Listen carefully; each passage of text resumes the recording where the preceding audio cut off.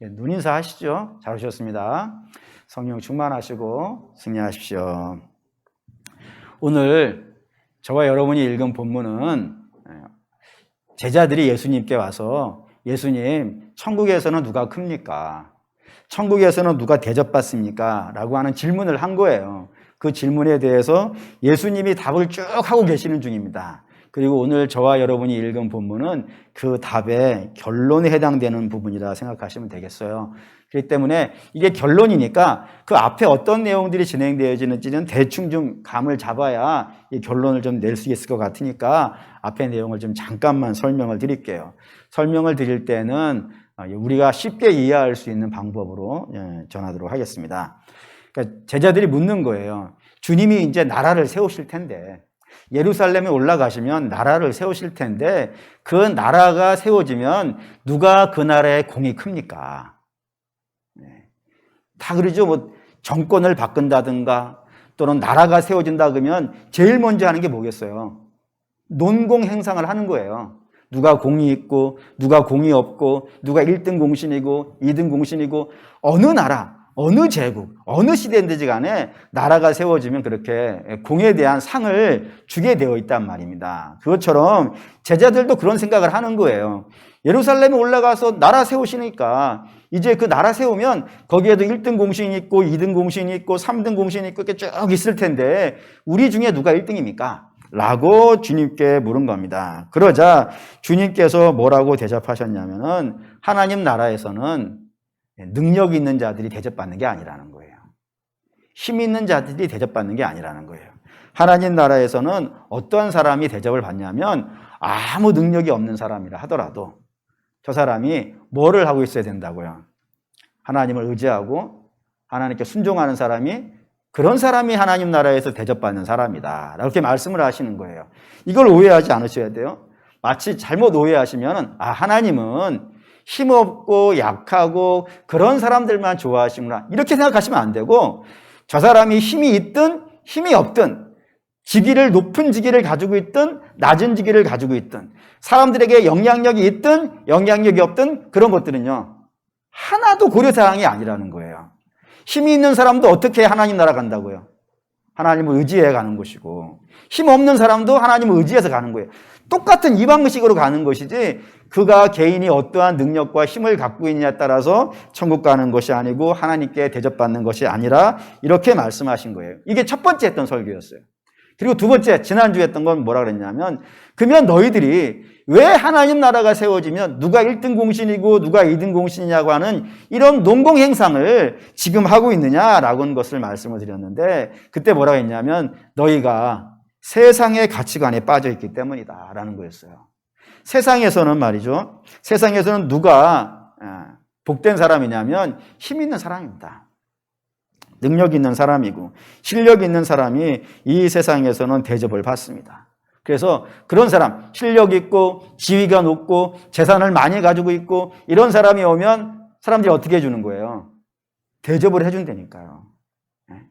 대통령이 오시면 여기 앉으세요. 여기 앉아있으면 앉아있는 걸로 간두지 않죠. 물도 갖다 주고 또 간식 있으면 간식도 좀 갖다가 주고 어디 불편한 것 없으세요? 대접을 해준단 말이에요. 근데 힘없는 사람이 오면요 관심도 안 갖는 거예요. 심지어는 그가 하나님의 자녀임에도 불구하고 하나님의 자녀임에도 불구하고 대접을 안 해주는 거예요. 오히려 업신여기는 거예요. 천대여기는 거예요. 하나님의 자녀임에도 불구하고 주의 보혈이 그 몸에서 뚝뚝 떨어짐에도 불구하고 이 세상은 그걸 대접해 주는 세상이 아니라고요. 저 사람이 하나님 믿느냐 안 믿느냐 이걸 갖고 세상이 대접해 주던가요? 그 세상은 그런 거를 전혀 신경을 안 써요. 세상은 오직 하나예요. 저 사람이 어떠한 힘이 있는가 어떤 능력이 있는가 이거 하나밖에 안 본단 말이에요.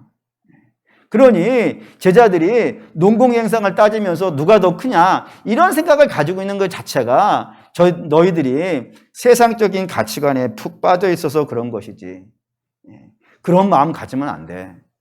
너희는 그런 마음 가지면 그거는 죄 많은 세상이나 그런 마음 갖고 있는 것이고 하나님 아버지의 마음은요 그런 마음이 아니라는 겁니다. 그러면서 오늘 설교가 시작이 되는 겁니다. 하나님 마음이 무엇인가?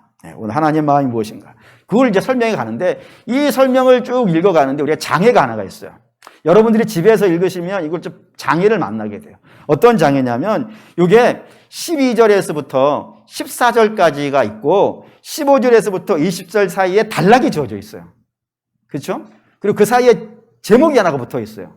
아마 대부분의 성경이 제목이 붙어 있을 거예요. 뭐 제가 가진 성경에는 형제가 죄를 범하거든, 뭐 이런 제목이 하나가 붙어 있어요. 그래가지고 얼핏 보게 되면 12절에서부터 14절 다른 이야기, 15절에서부터 20절까지 가요.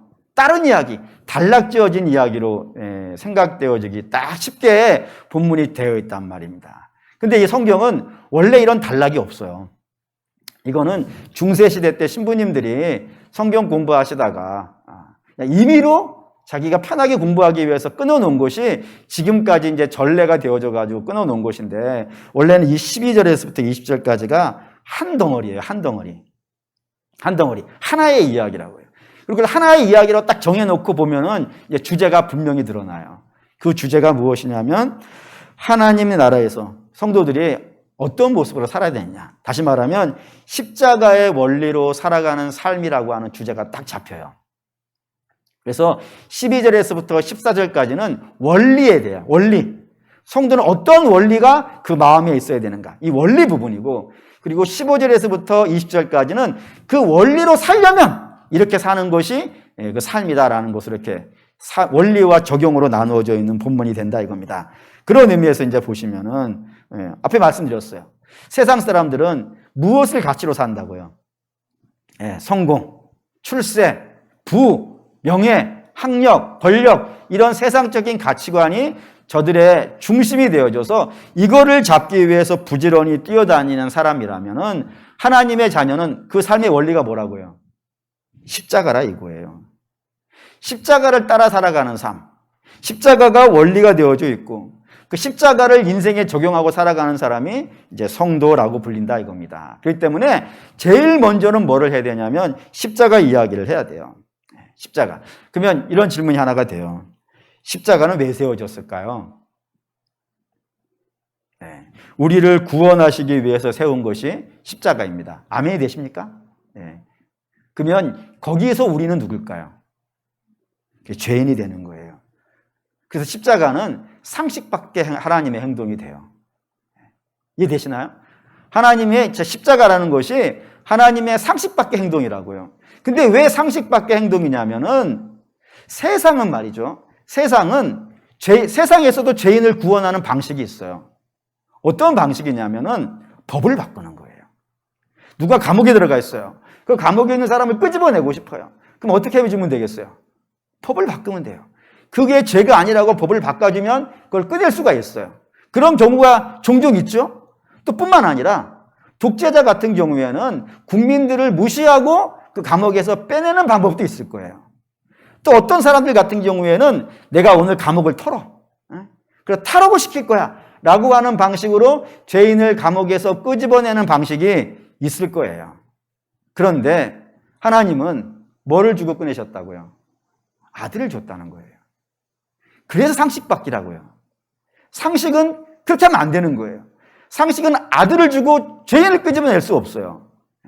근데 하나 더 따진다 그러면은 그것도 이 죄인이라고 하는 사람들이 미필적 고의로 죄를 진 게 아니란 말이에요. 그러니까 우연히 인생을 살다가 우연히 범죄하게 되어진 사람들이 아니라 저 사람들은 고의로 죄를 졌다고요.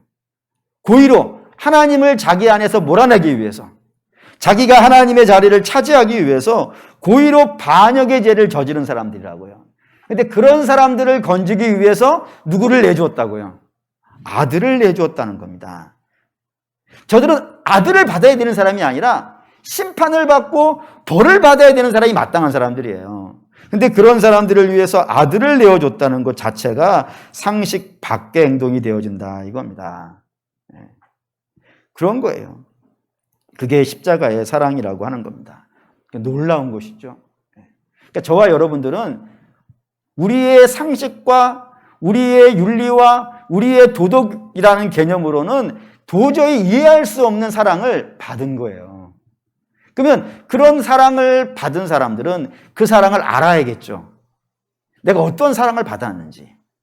그냥 말로만이 아니라 그 사랑을 좀 알아야 될 줄 아니겠어요. 예를 든다면은 부모님이 자녀를 가르치고 키우는데 얼마나 애를 씁니까? 그를 낳고 그를 길러주는데 정말로 죽을 고생 다 하시면서 하시잖아요. 근데 그 부모님의 사랑과 부모님의 은혜를 모르는 사람을 뭐라 그러나요? 그렇게 부르는 거예요. 부모님의 은혜를 몰라주는 것만으로도 사람 이 땅에서 정당한 대접을 못 받는 거예요.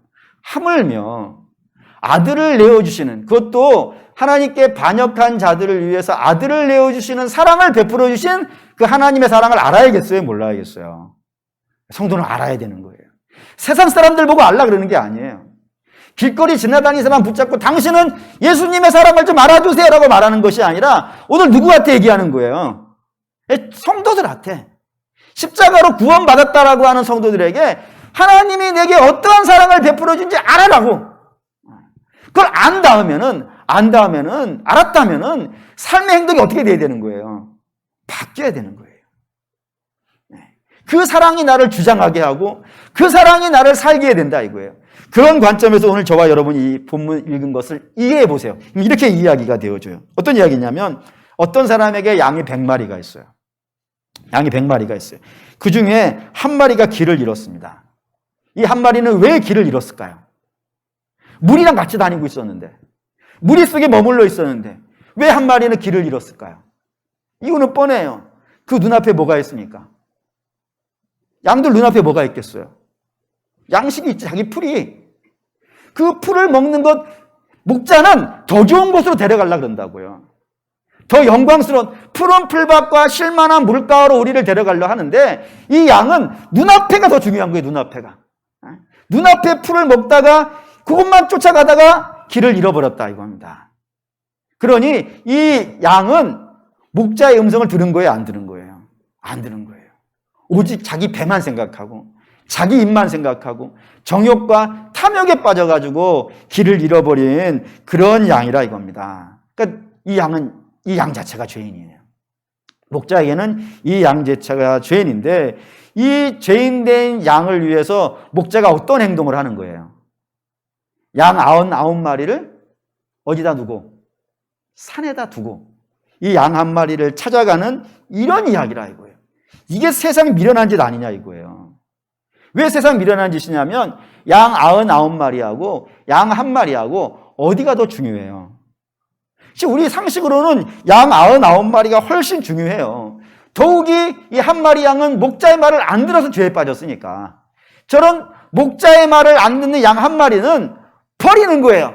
대신 뭐를 지키기 위해서요? 말 잘 듣는 99마리. 말 잘 듣는 99마리를 지키기 위해서 양 한 마리를 버리는 것이 마땅하다 이거예요. 근데 이 목자는 양 99마리를 산에다 두고 그 말 안 듣는 한 마리 양을 어떻게 했다고요? 찾으러 나갔다 이거예요.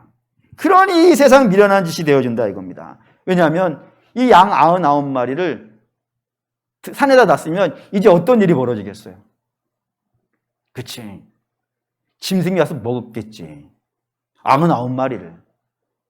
뿐만 아니라 도적이 오겠죠. 길거리에 여러분 발 앞에 만원짜리 떨어져 있으면 집어가겠지. 도둑이 그러지 아니하겠어요. 이거 웬 땡이냐 해가지고 그 양 집어가지 않겠어요. 그리고 양 산에다 둔 양 99마리는 이제 죽은 거예요. 영락 없어요. 뭐 때문에요? 그 한 마리 양을 찾으러 가려고 하는 그런 일 때문에 양 99마리를 내팽개쳤다 이거예요. 그러니 세상 미련한 일이고 상식 밖의 행동을 이 목자가 하고 있는 겁니다. 그럼 이제 이게 우리에게 중요한 이야기가 되어줘요. 왜 중요한 이야기냐면 이 양 99마리 이야기는, 양 100마리 이야기는 비유라 이겁니다. 비유라고요. 무슨 비유냐면 이 양 99마리는 뭐를 비유하는 거겠어요? 예, 그렇습니다. 양 99마리는 이게 뭐에서 힌트가 있냐면 산이라는 곳에다가 힌트가 있어요. 산에다가 양 99마리 갖다 냅뒀다. 그래서 죽게 했다라는 것에 포인트가 있는데 산이라는 것은 뭐겠어요? 골고다가 돼요. 골고다 위에 버려진 양. 그 양이 누군지 아시죠? 예수님이에요. 양 한 마리에 비해 99배나 비싼 어마어마한 가치가 있는 예수님이 이 양 99마리를 상징하는 인물입니다. 반면에 양 한 마리, 이 길 잃은 양 한 마리는요, 죄인된 우리를 나타내는 이야기입니다. 그렇죠? 또 어떤 죄인입니까?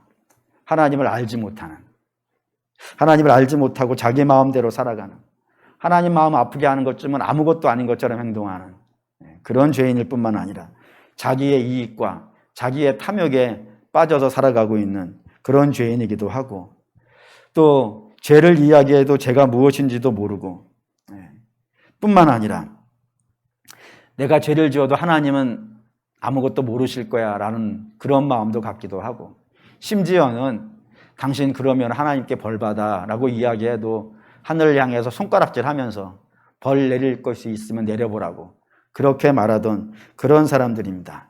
그게 바로 우리들이고요. 근데 그런 우리를 하나를 건지시기 위해서 하나님은 양 99마리인 예수님을요 갖다 버렸다 이거예요. 갖다 버리시고 잃어버린 양 하나를 찾아왔다 이겁니다. 근데 더 놀라운 것은 그게 14절에 있어요. 14절 읽어볼게요.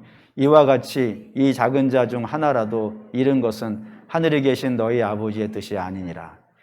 그 양 99마리 되는 예수님을 갖다 버리시는 것이 우연히 일어난 사건이 아니고요, 하나님의 계획 속에서 진행된 것이라는 거예요.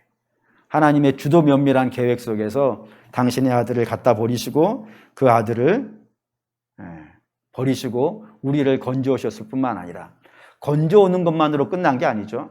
우리는 건져온 것만으로 끝난 것이 아니라 하나님의 상식 밖의 행동이 하나가 더 있어요. 그게 뭐냐면은 그 아들을 죽이시고 대신에 누구를 자녀 삼았다고요? 그 죄인을 자녀로 삼아버리시는 이런 일을 하나님의 뜻으로 진행하셨다는 겁니다. 그게 12절에서부터 14절까지의 이야기이고, 그 12절에서 14절까지의 이야기가 우리에게는 말할 수 없이 놀라운 은혜와 축복이 되어지는 말씀이 된다 이겁니다. 그러면서 15절 이야기가 시작이 되는 거예요. 15절 한번 읽을까요? 읽겠습니다. 내 형제가 죄를 범하거든 가서 너와 그 사람만 상대하고 권고하라. 만일 들으면 내가 내 형제를 얻을 것이요. 여기에서 두 가지를 생각하셔야 되는데, 첫째는 여기서 내 형제라 그랬으니까 듣는 사람 있죠. 듣는 사람. 주께서 내 형제라고 했으니까 듣는 내가 있을 것 아니겠어요? 그 나는 누구겠어요? 여기에 양 한 마리예요. 이해 되시는 중이죠? 그러니까 당신을 버리고 양 한 마리를 데려왔다니까요. 그러니까 그 양에게 지금 얘기하는 거예요, 지금. 그러니까 너 자체가 양 99마리를 버리고 데리고 온 양이란 말이에요. 그 양에게 이야기하는 거예요. 그 양에게 누가 있다고요? 형제가 있다는 거예요. 근데 그 형제는 어떤 사람이라고요? 죄를 범한 사람이라는 게 이게 포인트예요. 다시 말하면 그 죄 지은 사람은 나쁜 사람일 것이고, 우리를 힘들게 한 사람일 것이고, 우리를 고통에 빠뜨린 사람입니다. 당연히 그 사람은 큰 사람이 될 수가 없겠죠. 작은 사람일 것이고, 도움이 되는 사람이겠습니까? 별 볼 일 없는 사람일 것이고, 상 받을 사람이겠습니까? 아니, 벌 받을 사람이에요. 참 못난 사람이지. 그 못난 사람인데, 그 못난 사람을 어떻게 하라고요? 내쫓으라고? 멸시하라고? 업신여기고? 천대하라고? 그런 얘기가 아니죠. 우리 주께서 여기 세 가지를 갖다 쓰셨어요. 뭐라고 되어 있냐면 세 단어. 가서. 두 번째, 그 사람만 상대하여. 셋째, 권고하라. 이 표현이 굉장히 놀라운 표현입니다. 죄 지은 형제를 외면하지 말고 찾아가라 이거예요. 그가 올 때까지 기다리는 것이 아니라 찾아가라고. 일부러 시간을 내서 누구만을 위해서 하는 거예요? 그 죄인, 우리에게 쓸모없다라고 하는 사람, 그 작은 자라고 불렸던 그 사람에게 너의 시간을 줘라. 너의 마음을 주고 너의 열정을 줘가지고 찾아가라. 찾아가는데 찾아가가지고 뭐 하라 그러냐면 그 사람만 상대하여. 다른 사람 부르지 마. 왜냐하면 이 사람은 어떤 사람이니까요? 죄인이라고요. 그래서 여러 사람들이 일단 데리고 가면은 그 죄가 다 까발려지지 아니하겠어요. 그럼 창피한 일이 발생되니까 그렇게 되지 않게 그 사람만 상대해가지고 세 번째, 권고하라. 권고하라는 것은 뭐냐면 그 사람이 무슨 죄를 졌는지를 분명히 얘기해 줘라라는 거예요. 왜 얘기해 줘야 될까요? 그걸 얘기해 줘야 회개하고 돌아오니까. 이 세상 누구도 자기를 죄인이라고 생각하는 사람은 없으니까. 다 합당하다 그러니까. 어쩔 수 없다 그러니까. 그런 사람들에게 당신은 이런 죄를 졌다고. 그러니 그 죄 가지고는 하나님 앞에 설 수 없으니까 그걸 회개해야 된다고. 그렇게 해서 돌아오게 해줘야 된다고. 이걸 가서 하라는 거예요. 우리에게 아무런 도움이 안 되는 사람이라니까요. 우리에게 작은 자에 지나지 않는다니까요. 있으나 없으나 별 차이가 없는 사람이라니까요. 그런 사람을 위해서 이걸 하라 그러는 거예요. 그리고 그 사람이 그걸 들으면 너의 형제를 얻는 것이고 안 들으면 그때는 두세 사람을 데려가라. 데려가서 이거 또 하라 이거예요. 또 하라. 근데 안 들으면요. 그때는 교회에 얘기해라. 교회에 얘기하면 목사님도 있을 것이고 장로님들도 있을 것이고 권사님도 있을 텐데 또 안수 집사님도 있을 텐데 그런 믿음의 선배들하고 함께 가서 그를 어떻게 데려와라 라고 얘기하는 거예요. 근데 그래도 안 들으면 이방인처럼 대하라 그러는데 여기서 조심하셔야 돼요. 여기서 여러분 뭘 조심하셔야 되냐면 3번만 하면 되는갑다. 3번만 하면 3번만 내가 열심을 내면 되겠나? 4번째는 포기하자. 이런 얘기가요. 아니라 이거예요. 뭘 보면 아냐면 이런 겁니다. 거기 보시죠. 이게 15절, 14절 한번 다시 읽을게요. 14절 읽겠습니다. 이와 같이 이 작은 자 중에 하나라도 잃는 것은 하늘에 계신 내 아버지의 뜻이 아니니라. 잃어버린 게 하나님 뜻이 아니라면 3번 하고 3번 안 들으면 4번째 포기하는 얘기가 되겠어요? 안 되겠어요? 안 되는, 하나님 안 잊어버리기 원한다 이거예요. 그렇기 때문에 이 3번 한다는 건 여러분 이렇게 이해하셔야 돼요. 제가 여러분에게 몇 번 말씀드렸어요. 성경에는 강조법이 없다고. 강조를 하려면 어떻게 한다고요? 반복을 한다고. 그래서 매우 빨리라는 단어는 없어요. 매우 빨리라는 말을 쓰려면 성경은 어떻게 쓴다고요? 빨리빨리. 매우 천천히 가라고 할 때는요. 천천히 2번을 쓰는 거예요. 그러면 3번을 쓴 거예요, 여기는. 2번이 아닌 거예요. 2번만 해도 절대로 포기하지 말란 말이 된단 말이에요. 근데 3번을 했단 말이에요. 3번을 하라는 거예요. 그럼 무슨 뜻이겠어요? 포기하면 안 돼. 그 작은 자 하나를 절대로 포기하면 안 돼. 그 자를 포기하는 것은 하나님의 뜻이 아니야. 아무리 작고 아무리 모자란 영혼이라 하더라도 그것이 누구 것이니까? 하나님의 것이라니까요. 하나님의 것이니까 너는 그 영혼 절대로 포기하지 마 라고 하고 말씀하시는 거다 이겁니다. 왜 그러셔야 될까요? 왜 그렇게 해야 될까요? 그래서 주께서 이렇게 말씀하시는 거예요. 너도 그렇게 왔다 이거예요. 너도 여기 오려면은 그냥 온 게 아니에요. 너가 여기 오려면은 양 99마리가 버려줘야 되는 거예요. 그러지 않고 올 수 있나요? 잃어버렸다니까 이미 죄인 되어버렸다니까요. 그 죄인 되어버린 양을 데려오려면 양 99마리를 버려야 되는 거예요. 그러지 않고서는 목자가 데려올 수가 없는 거란 말이에요. 그것처럼 하나님이 당신의 아들을 죽여버린 거란 말이에요. 그 하나를 구하기 위해서. 그리고 너도 왔단 말이에요. 의인이어서 온 게 아니라 아들을 죽이고 너도 데려왔는데 그 사랑 잊고 온 너가 다른 사람을 포기하면 되겠냐? 하나님도 너를 포기하지 않고 데리고 왔는데 네가 그 사랑을 입은 게 맞다면 십자가의 은혜로 구원받은 게 맞다 그러면 너도 다른 사람에게 너 자신을 내어줘야 되지 아니하겠느냐라는 것이 오늘 본문의 이야기다 이겁니다. 그래서 이게 십자가의 정신인 거예요. 세상하고는 다르죠. 세상은 목적이 성공이기 때문에 그 성공을 이루기 위해서는 남을 죽이는 거예요. 남의 거 빼앗기도 하는 거예요. 속이기도 하는 거예요. 가장 대표적인 사람이 야곱이잖아요. 야곱은 이 땅에 성공해야 됐다는 목적 하나로 다 속이잖아요. 형도 속이고 아버지도 속이고 삼촌도 속이고 다 속이면서 성공하는 목적 하나만을 위해서 죽으라고 살았던 사람이지 않습니까? 세상의 가치가 아니라 이거예요. 근데 하나님의 나라에서 큰 자는요. 남을 죽여서 자기를 세우는 사람이 아니라 자기를 죽여서 남을 세우는 자라 이거예요. 남을 위해서 자신을 희생할 수 있고 남의 성공을 위해서 뒤에 배경이 되어줄 수 있는 사람, 그런 사람이 하나님 나라에서 큰 자라 이겁니다. 이게 이 말씀인데 이게 이제 우리에게 고민이 되는 거예요. 뭐가 고민이 되냐면 12절에서 14절까지는 다 아멘이 잘 돼요. 하나님이 나를 위해서 자기를 버리고 아들을 버리고 나를 건져주시다니 이 말할 수 없이 놀라운 사랑 하면서 다 아멘하고 눈물 흘리고 감동한단 말이에요. 문제는 15절에서부터 20절까지가 아멘이 안 되는 거예요. 아멘이 안 되는 거예요. 어떻게 나보다 못난 사람을 대신해서 버려? 내가 왜 다른 사람의 배경이 되어줘야 돼? 왜 내가 다른 사람의 발판이 되어줘야 돼? 내가 교회 가서 대접을 받아야지. 내가 왜 교회 가서 다른 사람한테 희생을 해줘야 돼? 이런 마음이 우리 안에 들어간다 이거예요. 그래가지고 자꾸 이기려고 하는 거예요, 교회가. 세상을 자꾸 이기려고 한다니까요. 아니, 다른 사람을 이기려고 한다니까요. 이겨서 내가 그 위에 서려고. 자꾸 이런 마음이 들어간다 이거예요. 주님은 그게 아니라는데.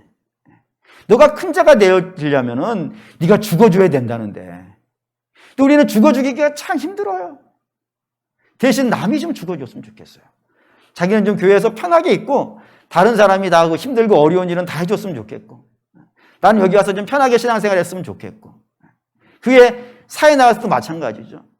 자꾸 우리가 이기려고 그래요.